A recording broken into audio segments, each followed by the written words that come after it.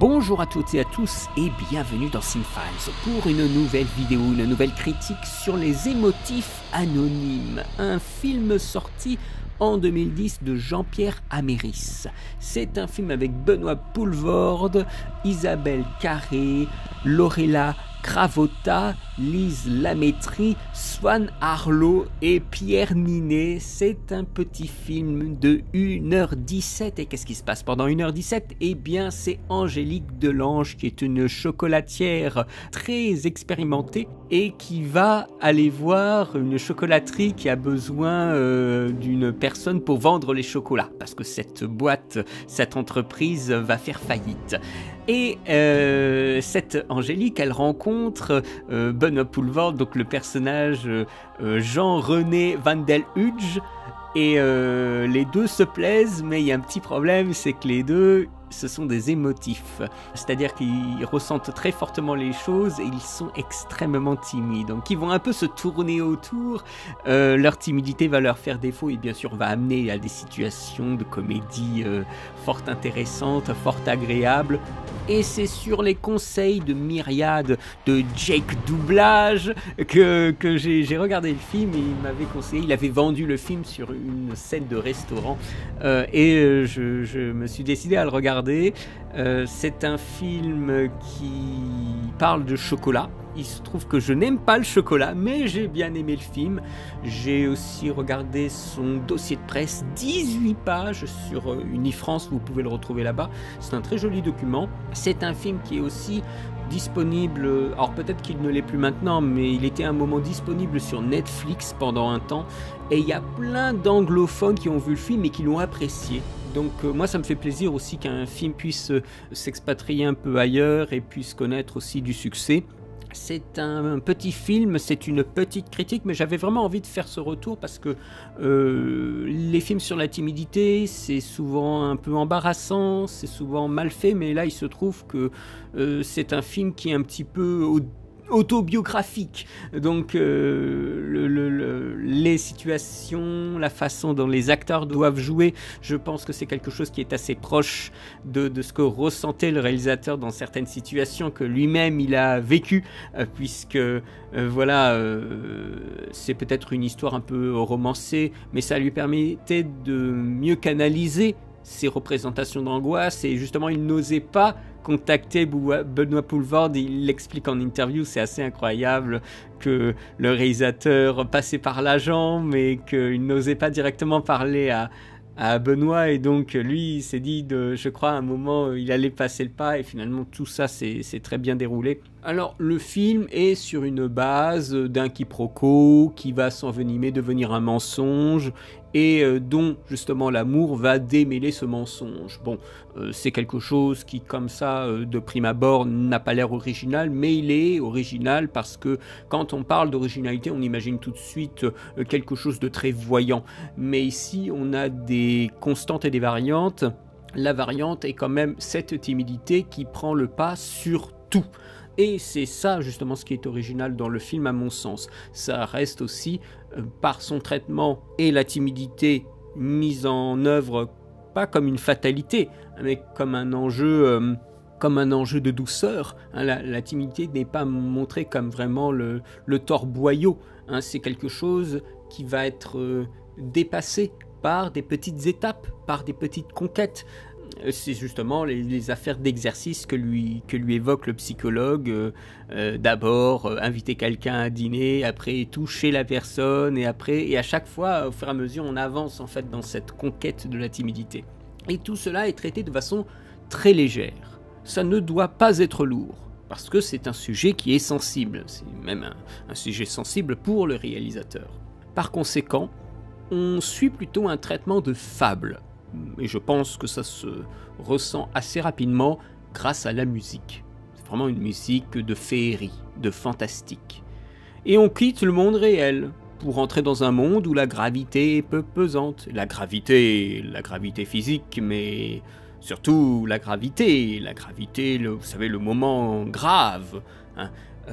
Par exemple, le moment où il y a l'entretien d'embauche. Il ne dure pas très longtemps.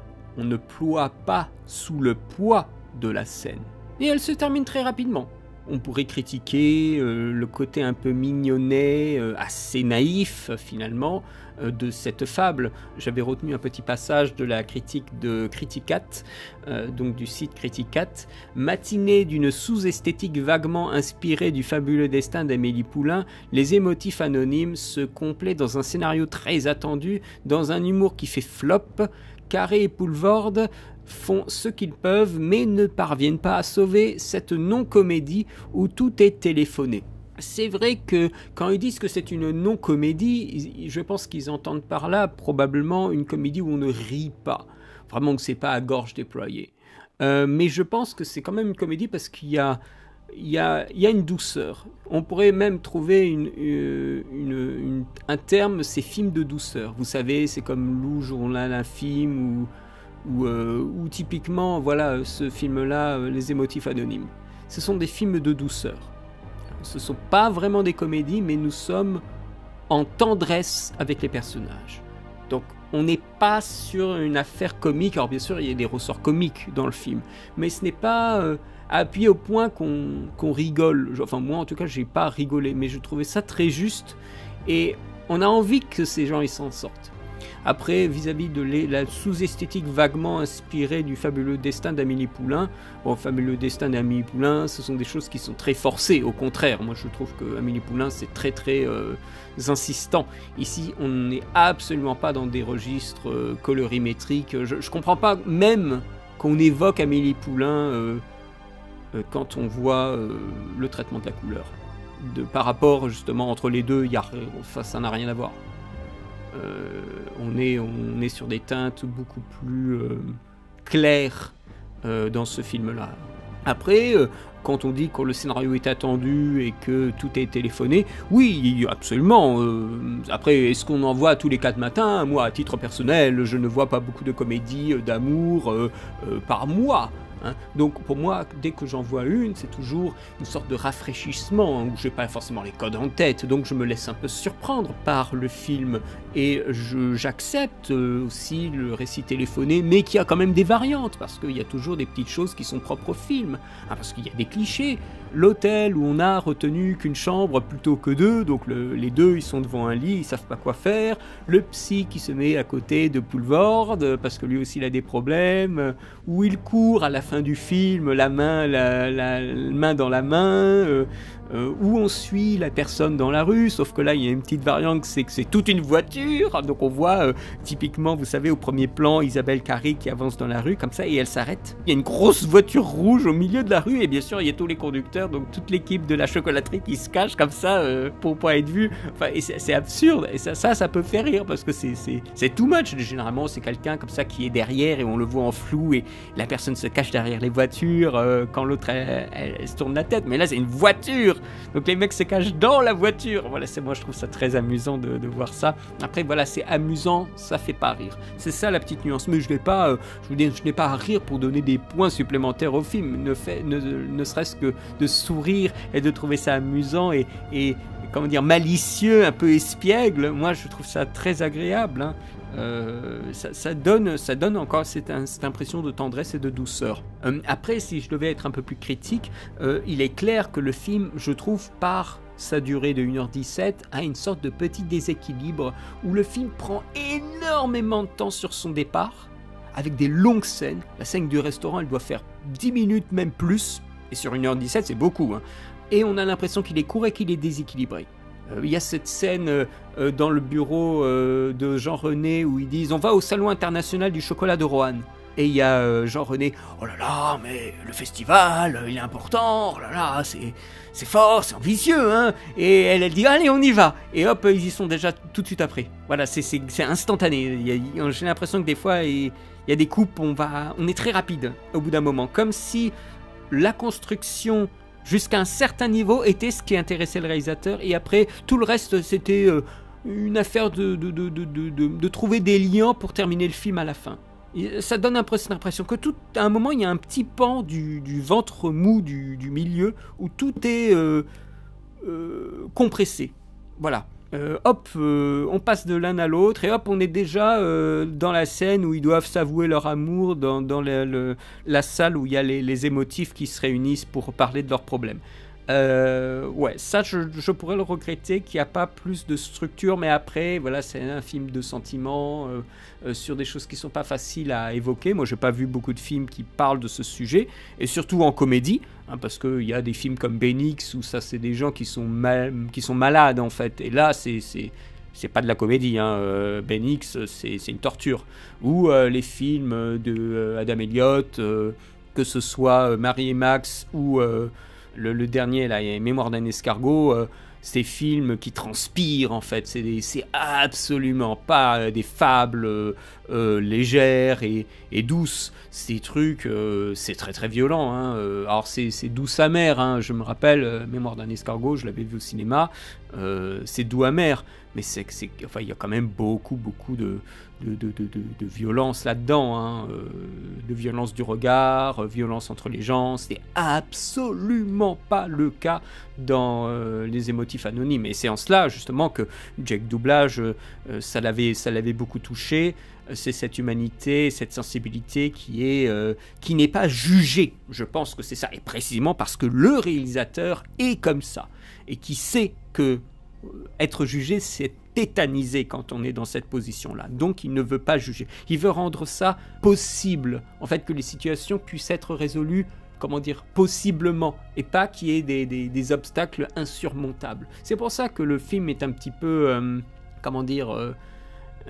oui, c'est une fable. Il y a quelque chose qui est complètement hors sol. Je veux dire, c'est ce que je regrettais au premier visionnage, mais quand on perçoit la fable, finalement, on peut l'accepter. C'est l'aveuglement des gens autour d'eux.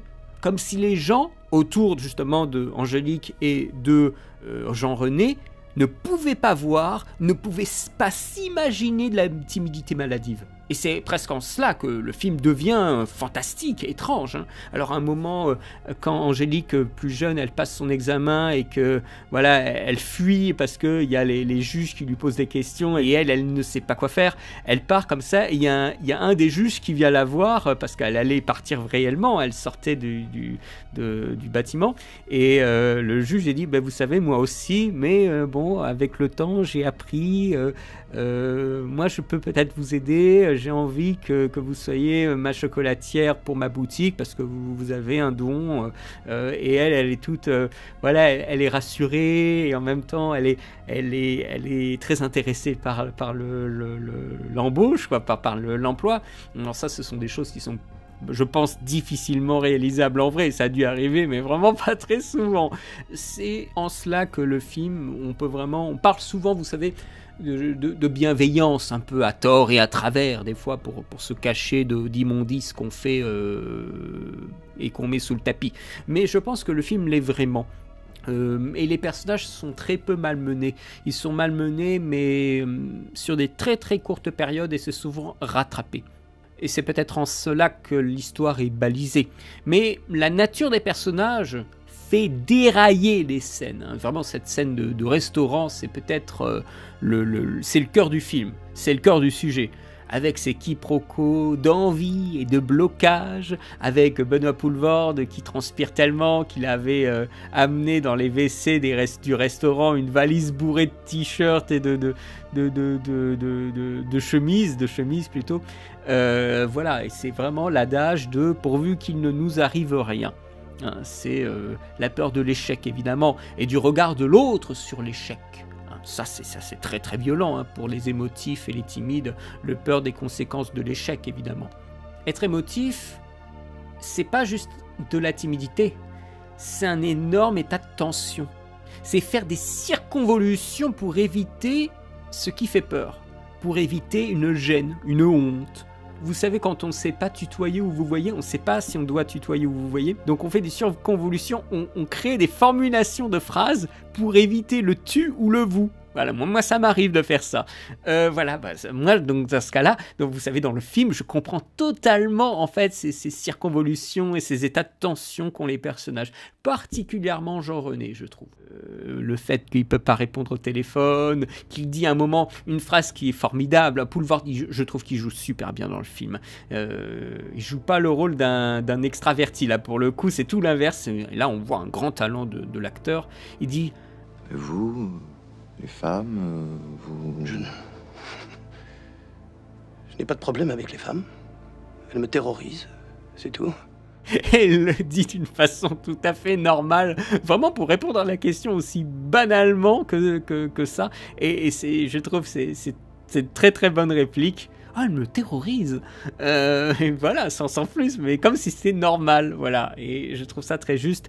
Et le réalisateur, en interview, il disait que on est dans une époque de course à la performance et cela ajoute encore une pression qui n'apporte rien. Il faut réussir, il faut être beau, jeune, mais cela écrase les gens et personne n'arrive à être aussi performant que les modèles que l'on nous donne. Et ces personnages, en effet, sont écrasés par des conventions, par des modèles, par le regard des autres.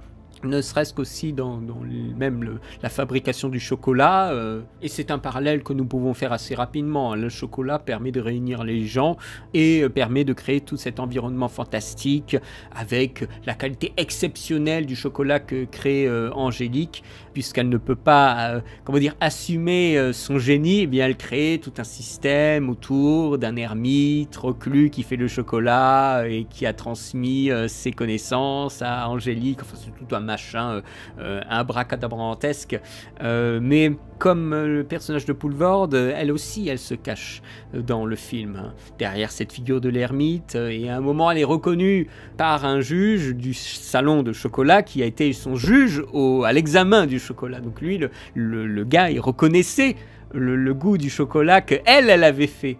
Donc voilà, c'est amusant de voir un peu le méli-mélo. C'est vrai qu'Isabelle Carré, alors moi je crois pas avoir vu beaucoup de films avec elle, mais là elle est très jolie. Elle est même moins timide, moins émotive que le Jean-René, parce que plusieurs fois elle le pousse, elle lui pose des questions, elle le lance en fait dans la conversation. Et je pense que c'est peut-être en cela. Alors, c'est vrai que Benoît Poulvord chante à un moment vers la fin du film, mais il y a un petit moment où Isabelle Carré chante une chanson « J'ai confiance en moi », une référence certaine à la mélodie du bonheur. Bon, alors je trouve que le truc comme c'est amené, c'est un peu étriqué, c'est un petit peu nul, mais bon. Moi, je dis ok pour moi, je vois l'idée. Ça contribue évidemment à l'impression fantastique, mais je trouvais que c'était peut-être un peu limité dans l'épanouissement émotionnel par la chanson à ce moment-là du film. C'est un tournage qui a eu lieu à Lyon, avec une mise en présence de l'intimité. Et est-ce que ça se fait par des choix de cadrage ou... c'est compliqué, mettre en scène l'intimité... ce sont des choix, plutôt de rupture de ton, et je pense davantage des coupes de montage. Pour moi, c'est l'idée que le montage peut couper l'herbe sous le pied d'une scène de dialogue, ou faire des ruptures musicales, ce que fait le film, ou créer des contrastes. Il y a un moment où justement ils sont comme ça dans cette chambre d'hôtel où il n'y a qu'un seul lit et ils sont deux et ils savent pas quoi faire. Et il y a Benoît Poulvord qui dit « Ça vous dirait de faire une balade ?» Et elle dit « Oui, faisons une balade. » Plan suivant, c'est cut net. Plan suivant, ils sont sous la pluie et c'est une bonne pluie. Hein. Ils sont là tout heureux, ils sont en train de balader, de regarder un peu. Il fait nuit, hein. On voit rien et il pleut. Hein. Et eux ils sont tout contents, ils sont en train de se balader, voilà. Et ça c'est une vraie rupture chaleureuse, quoi. C'est une rupture qui ne fait pas violence et on sent qu'ils sont dans l'absolu évitement de la gêne d'être tous les deux dans un lit. Je devrais rajouter aussi qu'il y a des couleurs qui vont justement dans cette idée de chaleur. Et on est sur un film numérique qui pourrait tout à fait passer, vous savez, film de TF1, en soirée prime time. Voilà, donc c'est un truc qui est très très léché, où les chocolats sont bien filmés, où il y a une gamme de couleurs qui est importante parce qu'on va jouer sur les costumes, on va jouer sur des lumières douces. des couleurs douces, parce qu'on veut créer un cocon. Et il y a aussi des rapports au chocolat qui sont des pièces maîtresses esthétiques pour le film. Au point que même à la fin, il y a des alignements entre les personnages et le chocolat. Il y a toute l'équipe de Jean René, voire même Jean René lui-même, quand ils arrivent dans la salle avec les émotifs anonymes et après qu'ils se retrouvent dans le jardin, on voit que toute l'équipe de Jean René, donc l'équipe de la fabrique de chocolat, sont habillés en marron, comme si c'était des petites gammes de chocolat, de variations de chocolat, de couleur chocolat. Et je me dis, ah bah tiens, c'est amusant de voir cet alignement comme ça de petits chocolats. Derrière Jean René, on a une masse marron et ça contraste avec les couleurs des bâtiments, de l'herbe. Donc il y a des rapports de couleurs qui sont très agréables, encore une fois, pour rendre quelque chose de paisible. Après, voilà, dans les mouvements de caméra, dans le cadrage, dans des efforts de mise en scène de lieu, on se fait un peu chier cinématographiquement, quoi, mais c'est même pas le but. Encore une fois, vous voyez, par rapport à ce que je vous parlais il faut performer, il faut réussir, il faut être beau, tout ça, eh bien, je pense qu'on peut aussi l'appliquer au film. Aujourd'hui, on veut des films performatifs, mais on n'est pas obligé. C'est des choses sur lesquelles il faut court-circuiter, en fait, ces attentes. Il faut trouver autre chose. Voilà, il faut pas chercher des films performatifs, parce qu'il y en a des films performatifs. Il y a des réalisateurs qui sont spécialisés là-dedans, mais il faut pas. Je pense qu'il faut vraiment pas penser comme ça. C'est un film de légèreté. Je terminerai rapidement en mentionnant le compositeur qui a fait une BO légère, féerique, c'est Pierre Adenau. Et quand je parle de musique féerique, eh bien, moi ça m'étonne pas qu'après un film comme ça, il ait été approché par Christophe Gans pour faire la musique de La Belle et la Bête, parce qu'on est totalement dans ce registre-là. Et je trouve que pour ce film, il a fait un bel effort de nous rendre une légèreté par la musique du sujet. C'est une comédie charmante avec une énergie positive qui joue beaucoup. Et il y a toujours cette phrase que j'aime beaucoup citer de Christophe dans The Truman Show. Il n'y a pas plus de vérité à l'extérieur qu'à l'intérieur du monde que j'ai créé pour toi. Même mensonge, même supercherie, mais dans mon monde, tu n'as absolument rien à craindre. Et je pense que en tant que réalisateur, Jean-Pierre Améris a créé ce monde où on n'a absolument rien à craindre. Et ça fait du bien de voir un film comme ça. Il disait dans une interview, dans le film, Angélique et Jean René ne surmonteront pas tout, mais ils ne seront plus seuls. J'espère que ce film rendra les gens heureux. Moi, je ne sais pas si le film me rend heureux, mais je me sens compris à travers des petits moments, des petits espaces, voilà. Je lui mettrai un 14 sur 20. Je remercie Myriad, Jake Doublage, de m'avoir proposé ce film-là. Comme quoi, encore une fois, les conversations amènent à des belles découvertes. J'espère que ce retour sur cette comédie vous aura plu. Je vous remercie pour les commentaires, je vous remercie pour le soutien. Je vous souhaite une très bonne journée, une très bonne semaine, un très bon été. Et à bientôt pour de nouvelles vidéos. Allez, salut!